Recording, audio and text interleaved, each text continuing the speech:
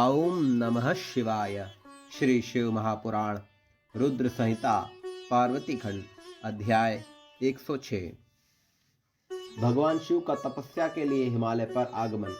वहां पर्वतराज हिमालय से वार्तालाप। ब्रह्मा जी बोले, हिमालय की वह लोक पूजित पुत्री पार्वती उनके घर में बड़ी हुई जब 8 वर्ष की हो गई, तब हे नारद, उनका जन्म हिमालय के घर में जानकर सती के विरह से दुखी हुए शंकर जी सती की इस अद्भुत लीला से मन ही मन अत्यंत प्रसन्न हो उठे।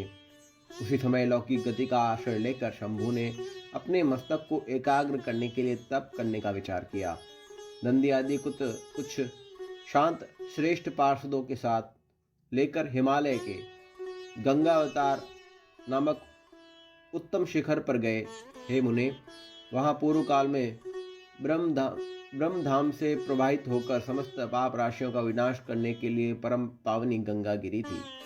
जितेंद्रिय हर ने वहीं रहकर तपस्या आरंभ की।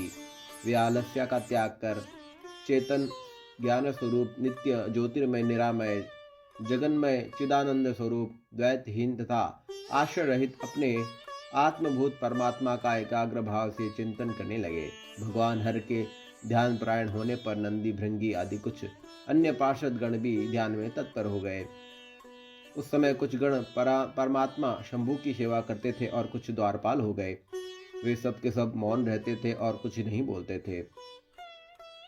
इसी समय गिरिराज हिमालय उस औषधि शिखर पर भगवान शंकर का आगमन सुनकर आदर पूर्वक वहां गए।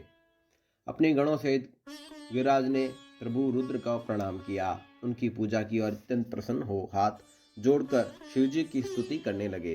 हिमालय बोले, हे देव देव, हे महादेव, हे कपर्दनी, हे प्रभु, हे शंकर, आप लोकनाथ के तीनों लोकों का पालन किया करते हैं।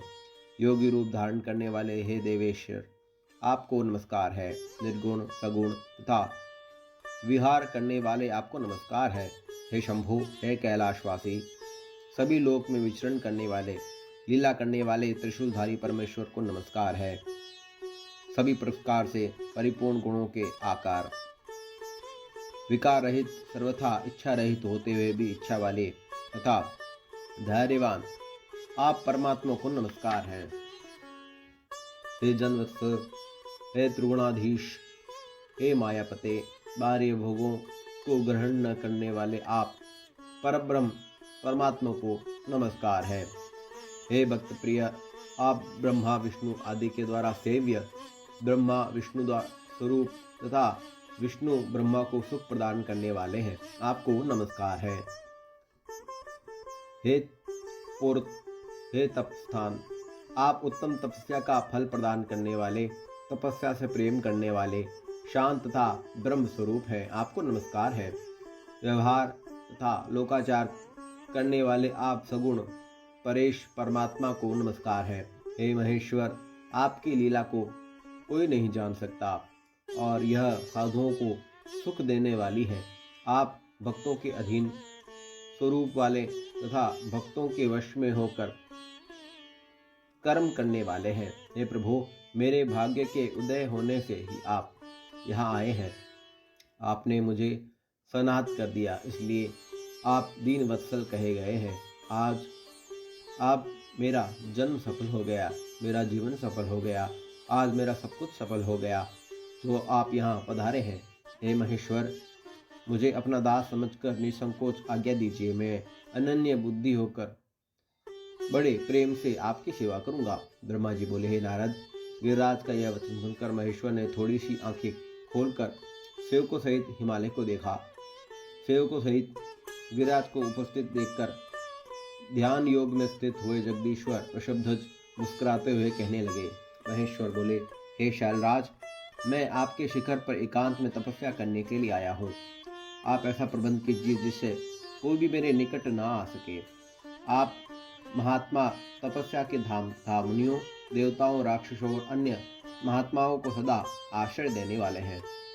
आप द्विज आदि के सदा निवास स्थान, गंगा के सर्वथा पवित्र, दूसरों का उपचार करने वाले तथा संपूर्ण पर्वतों के सामर्थ्यशाली राजा हैं। हे गिरिराज, मैं चित्त को नियम में रखकर यहाँ गंगा अवतरण स्थल में आपके आश्रित होकर बड़ी प्रसन्नता के साथ तपस्या करूंगा। हे शैलराज, हे गिरिश्रेष्ठ, जिस साधन से यहाँ मेरी तपस्या बिना किसी विघ्न के हो सके, उसे इस समय आप सर्वथा यत्न पूर्वक कीजिए। मैं पर्वत प्रवर, मेरी यही सबसे बड़ी सेवा है। आप अपने घर जाइए और उसका उत्तम प्रीति से यत्न पूर्वक प्रबंध कीजिए। ब्रह्मा जी बोले, हे नारद, ऐसा कहकर सृष्टिकर्ता वे जगदीश्वर चुप हो गए। तब गिरिराज ने शंभु से प्रेम पूर्वक यह बात कही। हिमालय बोले, हे जगन्नाथ, हे परमेश्वर, आज मैंने आपका स्वागत पूर्वक पूजन किया, यही मेरे लिए महान सौभाग्य की बात है। अब मैं अपने देश में स्थित आपसे प्रार्थना करूं।